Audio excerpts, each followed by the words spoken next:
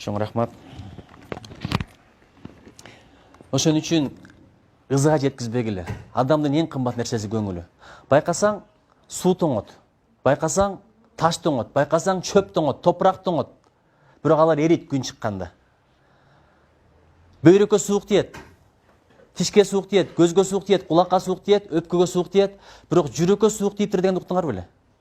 Жүрөккө суук тийбейт, анткени жүрөк дайыма жылуу. Кан айлануунун борбору ушул, толтоо ушул. Дайыма иштеп турат. Эң күчтүү насос ушул. Жылына канчадагы миллион кан өткөзгөн насос ушул. Бул эч качан суук тийбей турган жер. Иштеп турган дене билесиңер эч качан үшүбөйт. Ошол сыяктуу эле. Бирок жүрөккө бирдеке тоңуса эч качан эрибейт. Тоңуган сууң эрийт, тоңуган чөбүң эрийт, тоңуган жериң, топурагың бардыгы эрийт, бирок жүрөккө муз тоңсо эч качан эрибейт. Эриш аябай кыйын. Ошон үчүн адам газа жеткизбегиле, көңүлүн калтырбагыла. Эң кымбат нерсе көңүл.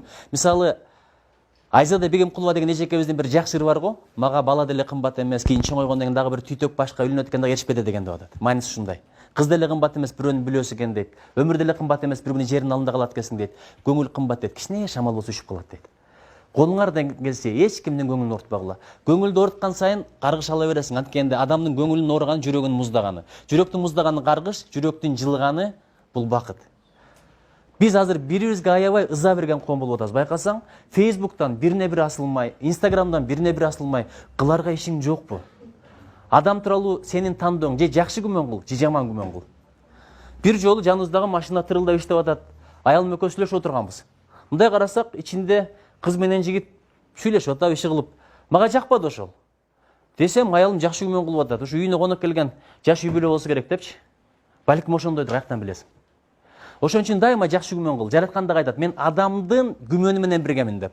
Досуң тууралуу жаман күмөн кылсаң, чындап эле андан жамандык көрөсүң. Жакшы күмөн кылсаң, жакшылык көрөсүң. Ишенбесеңер сынап көргүлө ушуну. Адам жөнүндө эмес, айван жөнүндө жакшы күмөн кылсаң, андан сага зыян келбейт, ушуну билип койгула. Циркти көрүп атасыңарбы? Арыстан бийлеп атат адамдын алдында. Аны башкарган андан күчтүү бир балван эмес, кичинекей арык кыздар. Мынтип койсо буяка секерет, мынтип койсо буяка секерет. Жолборс бийлеп атат, аюу бийлеп атат. Байкап атасыңарбы? Эмнеге? Анткени анын башында аюу жөнүндө, арыстан жөнүндө, жолборс жөнүндө жаман пикир жок. Жаман күмөн жок. Бул да бир макулук, бунун да мерими бар. Бул да боор ооруганды билет. Буга деле жашоо керек. Бул деле душман ачыргысы келбейт деп ишенет, ошон үчүн баш ийип берип атат. Мен Япониядагы окуяны айтып бергенмин, көп жерлерде, бирок бул жерде айтпадым билбейм. Японияда жүргөндө, Японияда камандар шаарды аралап жүрө берет. Элестетип көргүлө, бул жерге чыксаң, Драм театрынын алдында камандар бар атат. Эмне деп ойлойсуңар? Кудум мен деп ойлойсуңар, бирок япондар андай ойлобойт. Ошон үчүн японду көрсө каман качпайт эле, мени көрсө качат болчу. Таң калыштуу, мен баатырдыгымдан, кыйындыгымдан эмес. Каман мени көрсө шырт деп качпайт эле, үйүрү менен. Бирок япон бараса качпайт эле. Аябай таң калгам. Неге билесиңерби? Анткени япондорго каман торпоктой эле, коздай эле көрүнөт экен. Мындан зыян жок деп билет, зыян жеткизем деп ойлобойт. А мен каманды көргөндө эмне кылам? Колума таш алсам, анан ары карай ичке тепсем болот, мунан пешинеге таш менен коем. Тигинин болсо кулагына эптеп, мунан таяк менен коюп туруп качам деген ой бар да, ошон үчүн каман сезет экен ошону.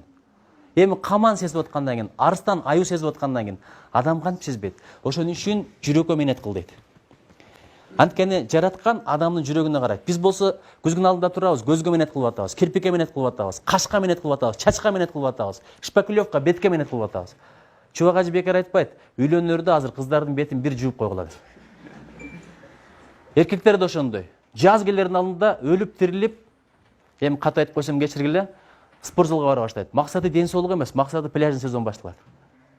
Бирөөгө көрүнүш керек, бирок жүрөккө минет кылбай атабыз. Жараткан өңүңө да карабайт, түсүңө да карабайт, байлыгыңа да, билиңе да карабайт, жүрөгүңө карайт. Жүрөгүң канчалык таза болсо, жүрөгүң канчалык жакшы болсо, амалды башкара турган ошол. Айтат го, мээ чайнап дейт, жүрөккө берет дейт, жүрөк чайнап рухка берет дейт, рух чайнап напсиге берет дейт, ошентип адам болот дейт.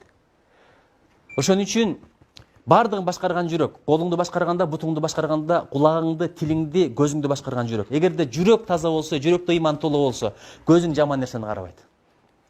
Тилиң жаман нерсени сүйлөбөйт, кулагың жаман нерсени укпайт. Биши тескерисинче, пайдалуу бирдеке айтып атса, акырын чыгып кете беребиз. Бирок бирөө жарым ушак айтса, Атамбаевди уктуңбу десе, эмне болуптур? Акырын баарын таштайсың да. Кемалди уксуңбу десе, бүт кыздар, эмне болуптур? Баары да кетет ошакачы. Биякта апасы чакырса кой турган апасы 1 секундка. 1 секунд дегени 1 саат. Айтып атам го, Кемалди көрүп атканда өзүнүн тууган баласы кирсе, чык нары Кемалди көрүп атам дейт. Ошон үчүн жүрөккө менет кылгачы балдарым, бул өтө маанилүү. Жүрөккө менет кылгачы кыздарым, бул өтө маанилүү. Өзүңө менет кылганың бул укум тукумга менет кылган. Анткени тарбия дегенчи, тарбия деген бул бирөөгө андай бол, мындай бол эмес, ага көрсөтүш. Балага берген эң жакшы тарбияң өзүңдү тарбияла. Тарбия бул башы бар, аягы жок процесс. Ошон үчүн эч кимге эч качан ыза жеткизбегиле. Биринчи айта турган сөзүм ошол. Экинчиси айыптаба. Кимдир бирөөнү бир иште айыптаса, ал туура эмес болсо, ошол айып өзүнүн башына келмей сайын адам өлбөйт деген сөз бар. Мен бир окуяны айтайын. Эми жаштык бар, жаңылыштык бар. Адамды айыптай бербеш керек. Бир досум үйлөнүп калды, үйлөнүшкө туура келип калды. Ошону алып бардык. Кыштын күн, жаздын күнү анда машина аябай табыш кыйын заман болчу. Азыр эми машина кеңири. Жаш балдардан бери машина менен жүрөт. Эптеп машина таптык. Чөнтөктө акча жок, биз студент мезгил. Туманды аралап түндөсү бардык. Ата-энеси киргизбей атат. Ата-энеси киргизбей атат, капы болуп атат. Балам ушундай эси жок болуп калды деп. Бирок азыр жакшынакай бир 5-6 баласы бар, жакшы үй бүлө болду. Ошону достордун арасынан бирөө аябай айыптады. Акмак эшек, ушундай да акмак болобу? Менин алысыраак тууганым болуп, антпеш керек эле, мынтпеш керек эле. Башка эч ким айыптаган жок. Ал мезгилде биз да түшүнгөнгө аракет кылдык. Арадан 1 жыл өтпөй, ошол айыптаганын башына бай окуя келди. Мен баргамын, араңдан зорго Айшта мен Айштемди көндүргөм. Анда эч жокты кылбагыла, мен муну жаман жагын айткан жокмун. Бирөөнү айыптабаш керек. Балким бир үзүрү бардыр, аяктан билесиң. Бир ишти кылып койду, биз айыптанга эле күнөөлүүбүз. Өткөндө көрдүңөр, Facebook'та 2 жигит президенттин стандарты деп койду. Баягы мончогун көрдүңөрбү? Ошону кармап алып туруп, күлүп аткан жеринен тартып коюптур. Анан бул мамлекеттин символикасын кордоп атат, акмактар, буларга жаза чара көрүш керек деп. Мен сыйлаган адамдардан бери жазып ийди. Кийин видеосун көрсөтсө, байкуштар инаугурацияга даярданып аткан экен. Бири бул президент, бири экс-президент болду. Экөө эшикке чыккандан бери даярданган экен. Чыгып, анан машинага отурган жерин ушундай жерге тартып койгон экен, баягы экөө мазактаганга окшоп калыптыр. А дегенде түбүн бил. Түбүн билбесең каяктан билесиң? Ошо боюнча бир окуя бар. Бир патша айттыр, менин мамлекетимде эң бактылуу адамды таап келгиле десе, 1 жыл издеп жеделеттер эң бактылуу адамды деп бирөөнү алып келген экен. Анан кийин азаматсың деп анан айтып бериш дептир жигитине. Эмне үчүн муну бактылуу деп таптың десе, бул күнүгө эл кыйналып иштеп жүрсө, же бир башка маселе болуп атса, кыжылачылык болуп атса, бул маани эмес экен буга. Бул кечинде өзүнүн тамбашына чыгат экен дагы, ушундай бир комузун чертип ырдай берет экен, элдин баардыгын ырдап берет экен. Эч бир проблемасы жок экен деп айтыптыр. Анан кийин тигишini чакырып алып патша айтат, сен дайым ырдайт экенсиң, бактылуу экенсиң, элге да бактылуу болушты үйрөтпөйсүңбү десе, эмне үчүн мени бактылуу деп ойлоп атасыз дептир. Мына ырдайт турбайсыңбы? Проблемаң жок экен, дайыма көңүлүң шат экен десе, билип айтсаңыз болмок, мен ушул өлкөдө канча адам болсо эң бактысызмын деген экен. Эмне себептен дегенде, аялым ооруп калды. Аялым өлүп барат. Ошондо аялым ушунчалык кызганчак болчу, мен өлгөндөн кийин бирөөгө үйлөнбө деп айтты. Анан гарантия керек десем, гарантия керек. Атайын бир дары иштим, мен үйлөнбөй турган болдум. Анан аялым жакшы болуп кетти. Азыр күн сайын ыйлайт. Ошол ыйлаганын көрбөш үчүн мен сырт үстүгө чыгам дагы комуз менен ырдап отурам деген экен. Ошон үчүн ар жагын билбей туруп, ал жагын билбей туруп, бир жагын айтпагыла. Балким анын үзүрү бардыр, балким анын себеби бардыр. Бирөөнү айыптаганга эле кыйынбыз, бирок эгерде жөн жерден айыптасаң, ошол нерсе сөз башыңа келет. Башыңа келишин каалайсың, каалабайсың, бул бир. Экинчиден, өзүңдө да ошол айып жок деп эч гарантия жок. Адамда өзүнүн башындагы дейт, төөнү көрбөйт, бирөөнүн башындагы чөптү көрөт дейт. Үчүнчү дагы бир нерсе, бирөөдөн кемчилдик издебе. Эгерде бирөөдөн кемчилдик издесең, өзүңдүн кемчилдигиңди жараткан башка бирөөгө көрсөтүп коет. Мына жигиттер отурат, куда калса үйлөнөсүңөр.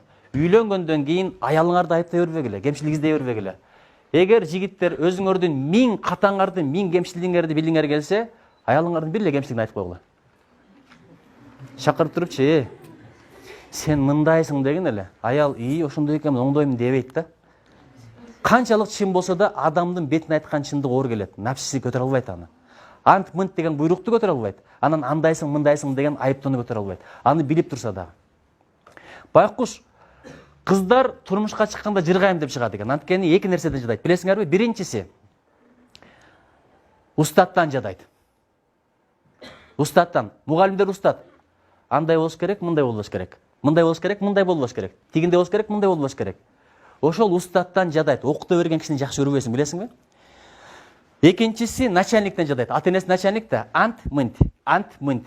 Ушул экөөнөн жадап, анан эрге тишкиси келет экен кыз байкуш. Мен күйөөм менен бир жыргап жашайынчы. Начальнигим да жок болот, устатым да жок болот деп араңдан зор эрге тийип алса, эр экөө тең болуп алат экен. Начальник дагы, устат дагы. Ант мынт андай болуш керек, мындай болуш керек. Сен ага акыл айта турган деңгээлде эмессиң. Бүт аламга алым бол, аялыңга алым боло албайсың. Бүт дүйнөгө падыша бол, аялыңа падыша боло албайсың. Бул жашоонун чындыгы. Өткөндө мен аялым айтат, президенттин көйнөгүн ким үтүктөп берет болду экен депчи. Жеңе үтүктөп болду экен, мен айттым. Колу бош болсо үтүктөп бериши мүмкүн, болосо өзүң кылып ал десе өзү кылып коет депчи. Бул бар нерсе, бул хак нерсе. Ошон үчүн бирөөнүн айып издебе. Айып издесең өзүң айыбың көрүнүп калат. Бирөөнү жек көрсөң өзүң бирөөгө жек көрүндү болосуң. Жаман жактарын бирөө көрүнүп калат. Ошон үчүн маселенин баары өзүңдө. Жакшы кылсаң өзүңө, жаман кылсаң өзүңө, өйдө карап түкүрсөң кайра түшөт көзүңө деген сөз бар.